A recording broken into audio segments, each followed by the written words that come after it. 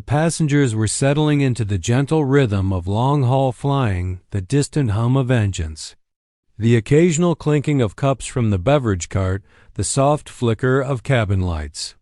The next moment, the aircraft shuddered violently, dropping as though the sky had slipped out from underneath it.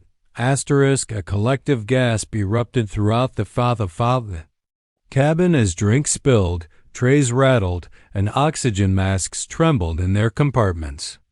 The seatbelt sign flashed red before the familiar chime echoed overhead, this time sharp and urgent rather than routine.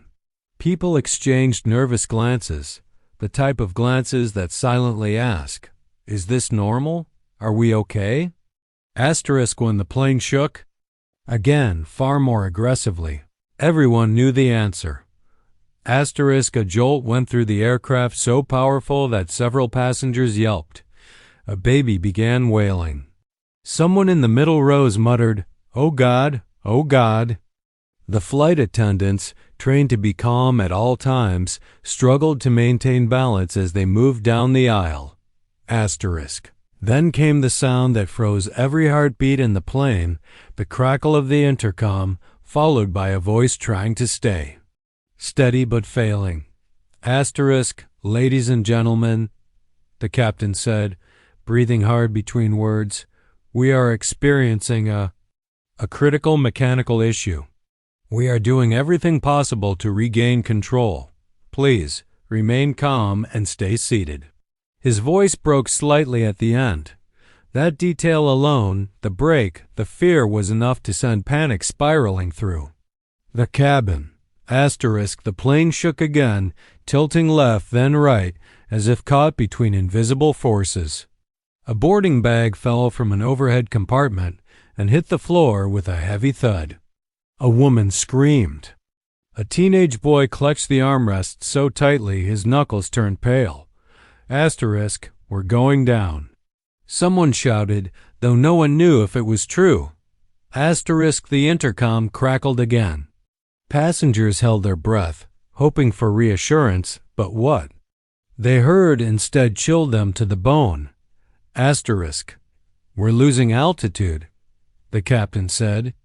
"Please prepare for possible impact." The rest of his sentence dissolved into static, leaving an unfinished, horrifying silence behind. For a moment, time seemed to stop. Many froze, unable to think. Some people turned on their phones, hands trembling, trying to record goodbye messages. Others hugged strangers next to them. A man near the front whispered a prayer so quietly it barely traveled past his lips. Fear moved through the plane like a living thing. In the back rows, an elderly couple held hands tightly. A mother pressed her sleeping toddler against her chest, rocking back and forth as if trying to cradle the world back into safety. A group of tourists held onto one another's arms, tears streaming as the plane dipped again. Then, suddenly, a sharp electronic beep sounded from somewhere near the cockpit, followed by a hollow thump from below the pilot. Aircraft ominous reminders that something vital was failing. A flight attendant approached the front, her face pale but determined. "Everyone please remain seated," she urged, voice shaking. "We need to keep the aisles clear." But it was obvious even she barely believed her own words. The cabin descended into a growing, suffocating dread. And then, when it seemed like no light of hope remained, came a voice so small, so unexpected, and so steady that it cut through the chaos like a single bright spark in total darkness. "Excuse me," the voice said softly. The nearest passengers looked down the aisle, confused. Standing there was a girl no older than 12 wearing a blue hoodie with a cartoon plane on the front. Her backpack hung loosely over one shoulder and her brown hair was slightly messy, as though she'd just woken from a nap. But her eyes. Her eyes were incredibly calm, focused, clear. "I can help," she said louder this time as another tremor rocked the cabin. Everyone around her stared, not sure they'd heard correctly. She took one careful step into the aisle. I know how to fly, she said. The reactions were instant and chaotic. A woman gasped. A man blinked in disbelief. Someone even let out a panicked laugh, but the girl didn't flinch. She stood straight, her expression confident in a way no frightened child ever could be. Asterisk. Another violent drop rattled the plane. Several passengers screamed. She held onto a seat back but kept her gaze forward, unshaken. A flight attendant approached her. Sweetheart, this is not the time to pretend. I'm not pretending, the girl interrupted gently. My dad is a flight instructor. I've trained on a simulator for years. I know this aircraft. Asterisk, her voice carried a strange mix of innocence and authority, a combination impossible to ignore. Asterisk, and in that moment amid fear, chaos, and the possibility of falling from the sky, people began to wonder, asterisk, could this girl, this 12-year-old child, actually be telling the truth? Asterisk, the plane shook again, harder. Asterisk, whether anyone believed her or not no longer mattered. She stepped forward, and the fate of everyone on board shifted with her first determined step toward the cockpit. The cabin was still trembling, but the attention of nearly every passenger had shifted toward the small figure walking down the aisle. The girl, tiny, steady, impossibly calm, moved with a sort of purpose that didn't belong to someone her age. She wasn't panicking, wasn't crying, wasn't begging for comfort like so many others. Instead, she looked as if she were marching toward a goal only she could see clearly. Asterisk, her name. No one knew yet. Her courage, everyone could see. A flight attendant hurried toward her, still gripping the overhead bins for balance as the plane shook through another pocket of turbulence. Her badge read Marta, and though her smile was meant to be reassuring, the tightness around her eyes betrayed her fear. Asterisk, honey, Marta said softly, kneeling a little to be eye level with the girl. This isn't a game. You need to sit down. And, asterisk, no, the girl interrupted, shaking her head with a firmness that startled the people around her. I need to get to the cockpit. I can help. Asterisk, someone scoffed from a nearby row, not in cruelty but disbelief. She's a kid. Asterisk, but the girl turned her head calmly toward them. My father taught me how to fly before I was 10. I've practiced on the same model as this one. The systems aren't that different. Asterisk, her words weren't frantic. They weren't children's excuses. They were precise, almost technical, spoken with the kind of confidence that comes only from repeated experience.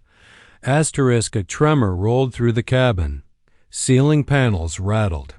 A tray table snapped open on its own. A woman near the front began sobbing. Again.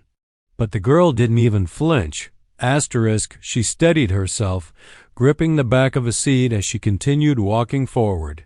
Asterisk, Marta followed quickly. Sweetheart, flying a plane isn't the same as playing on a computer. Asterisk, it wasn't a game, the girl replied, her voice hard and not loud, but powerful. It was real simulation training. My dad was an instructor for 15 years. He taught military pilots. I practiced emergency procedures. I know how to handle hydraulic failures and manual landings. Asterisk, hydraulic failure? Someone echoed nervously. Asterisk, several passengers looked toward the cockpit door as if expecting it to burst open. The intercom had gone silent, which only deepened the dread. The captain's earlier announcement replayed in everyone's mind. We are losing altitude. Was the girl truly trained? Or was she just clinging to the one thing she knew to fight her own fear? Asterisk. Please, she said, looking up at Marta again. You don't have to trust me. Just let me talk to the pilots. Asterisk, a violent dip shook the cabin so hard that a drink cart rolled several inches across the floor. People screamed. A laptop slid off a tray. The plane felt like a giant bird thrown off balance in a storm. Marta wavered, fear ripping across her face before she steadied herself. She looked at the girl again, really looked. Not at her age, not at her small frame, but at her eyes. Those eyes weren't panicked. They weren't desperate. They were sharp, focused, and incredibly familiar. Marta had seen that kind of look. Only in pilots. Come with me, she finally whispered. Gasps scattered through the cabin as Marta guided the girl forward. Some passengers stared in confusion. Others watched with a kind of desperate hope, as if handing the plane over to a child was somehow the least terrifying option left. As they walked toward the front, the girl felt everyone's eyes on her, but she didn't let it break her concentration. Her fingers trembled not with fear, but with adrenaline as she reached out to steady herself on each seat. About halfway up the aisle, an older man reached out and gently grabbed her wrist. His eyes were filled with desperate fear. Are you sure you know what you're doing? The girl nodded slowly. If I didn't, I wouldn't be walking toward that door. He released her hand immediately, as if her answer alone gave him enough strength to breathe again. The closer they got to the cockpit, the louder the alarms became. Faint beeping seeped through the sealed door. The kind of beeping no commercial passenger ever wanted to hear. Another flight attendant at the front, this one named Ellie, looked horrified when he saw the girl. Marta, what are you doing? We can't just We don't have a choice, Marta said, shaking. The captain isn't responding. The co-pilot sounded injured. And this girl, she hesitated. She knows things she shouldn't know, technical things. Eli looked at the girl, expecting fear. But all he saw was determination. The girl stepped forward. Please, let me talk to them. Even if they don't let me fly, I can help them troubleshoot. Eli exchanged a long, heavy glance with Marta. Outside the cockpit door, the plane shook again, harder this time, like a giant hand was gripping it from above. Finally, Eli turned and pressed the emergency override code on the panel beside the cockpit door. It beeped once. The door clicked. It swung open, slowly revealing smoke, flashing red warnings, and two pilots fighting to keep the aircraft alive. The girl took a breath and stepped inside.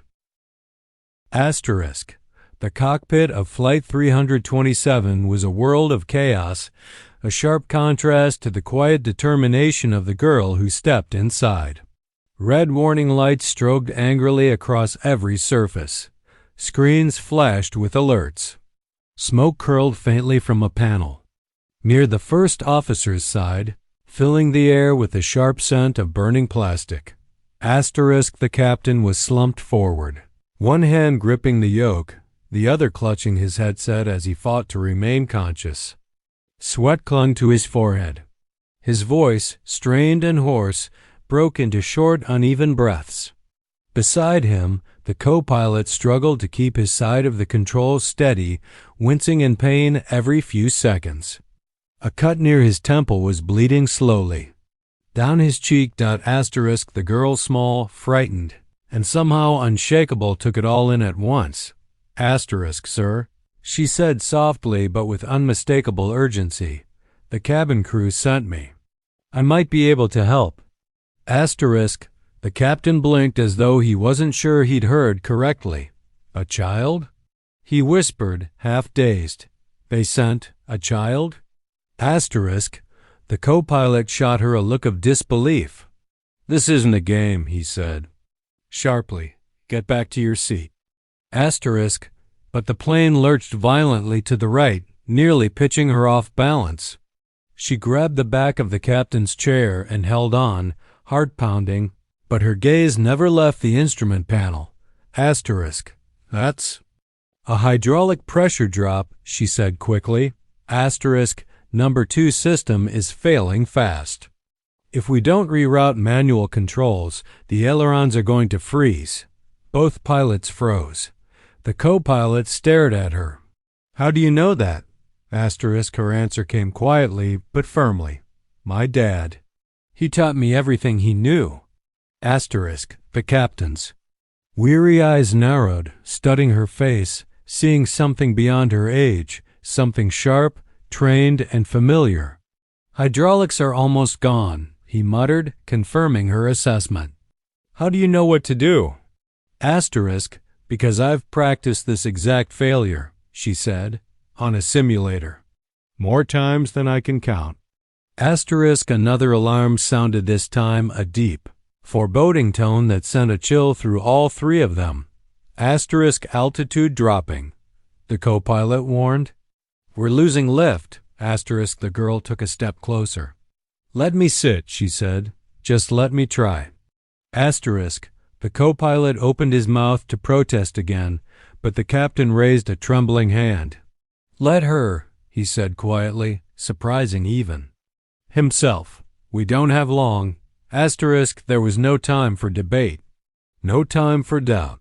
Asterisk, the girl slipped into the captain's seat as he moved aside, clutching his injured arm. The leather seat enveloped her small frame, but her posture straightened. With purpose. Her fingers grazed the yoke, trembling for only a second before settling into steady focus. The instruments flickered before her. Altitude. Falling too fast. Speed. Dangerously unstable. Weather radar. Filled with towering storm cells. Asterisk, hydraulics. Nearly gone. Asterisk, she swallowed hard and whispered to herself, "Just like the simulator. Just like Dad taught me." Asterisk, the co-pilot leaned over her shoulder. "Do you even know what you're looking at?" Asterisk, "Yes," she said simply. "First, we need pitch control. If hydraulics fail completely, the plane won't respond." Asterisk, she reached for the manual control switches she absolutely should not have known existed and flipped two of them with perfect precision.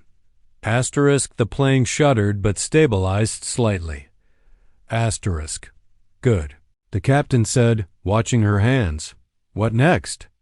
Asterisk, "We need to find a path through the storm," she said, scanning the radar. "There's a break there."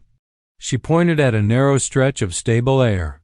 "If we angle 5 degrees left and drop speed by 30%, we can reach it." Asterisk, "That's impossible," the co-pilot protested. "We don't have enough." The plane suddenly dipped, hard. The girl gripped the yoke, pulled back gently, and adjusted the rudder pedals with careful, measured pressure. Asterisk, to the shock of both pilots, the plane responded, not perfectly. Asterisk, not smoothly. Asterisk, but enough to shift its direction. Enough to keep it from spinning out of control. Asterisk, the captain's voice cracked with disbelief. "How in God's name are you doing this?" Asterisk, she didn't answer immediately. Her breath was steady, her face tense with concentration, her eyes locked on the horizon line displayed across the. The storm clouds parted just enough for a thin ribbon of sunlight to spill onto the battered aircraft. A sign of hope no one on Flight 327 dared believe in until that moment. Lena kept her hands steady on the yoke, her small fingers wrapped in determination. The plane still trembled under her touch, like an injured giant fighting to stay alive, but she didn't let fear break through.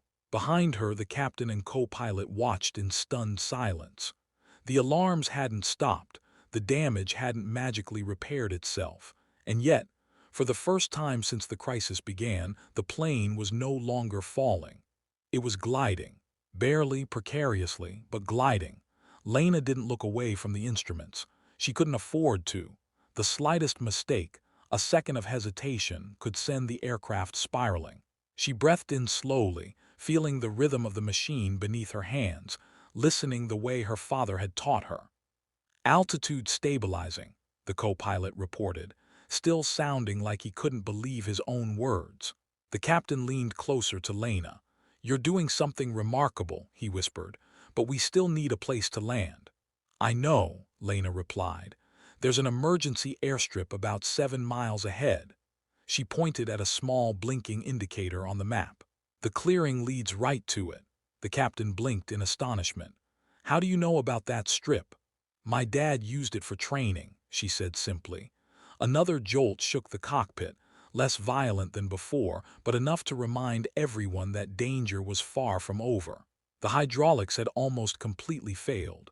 The plane would only respond to partial manual adjustments now. Every move had to be perfect. The co-pilot scanned the gauges desperately. We won't have full flaps for landing. We're coming in too fast. I know, Lena said. We're going to glide it down instead. That's impossible, he muttered under his breath. No, she whispered, tightening her grip, it's difficult. Not impossible. The captain exchanged a look with his co-pilot, an expression of exhausted faith. Then he turned to Lena.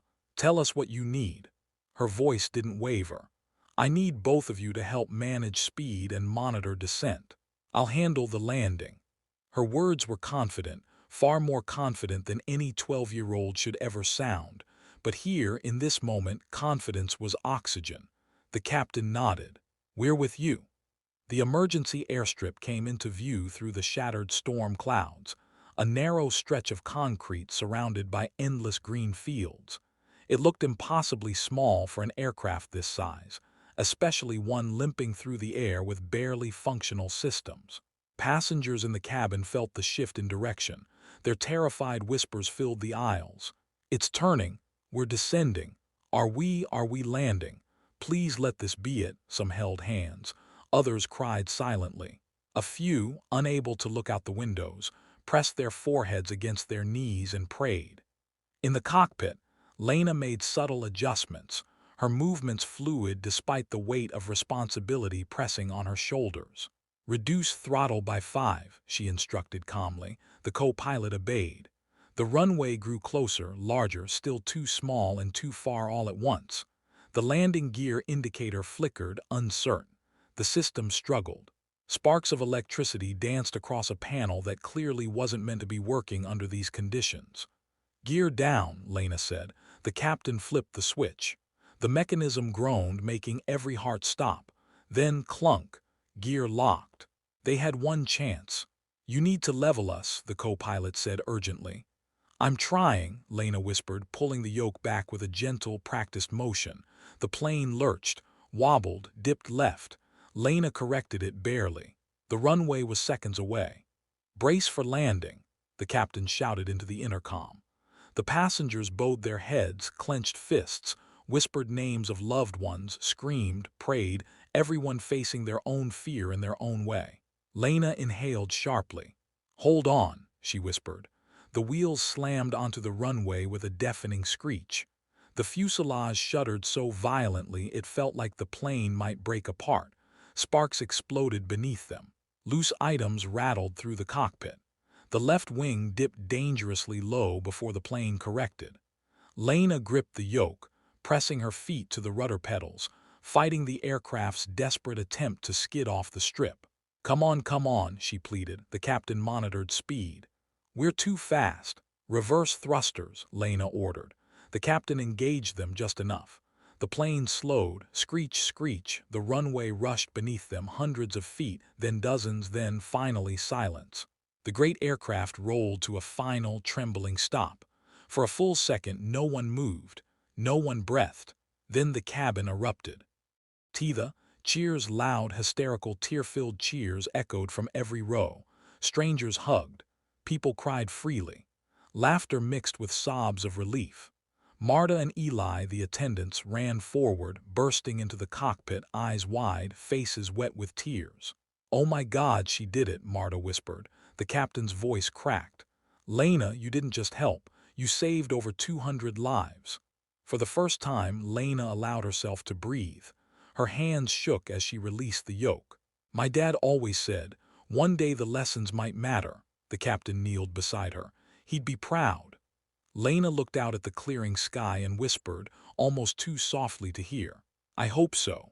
And somewhere above the clouds, the storm broke, not just in the sky, but in every heart that had survived because of one brave little girl.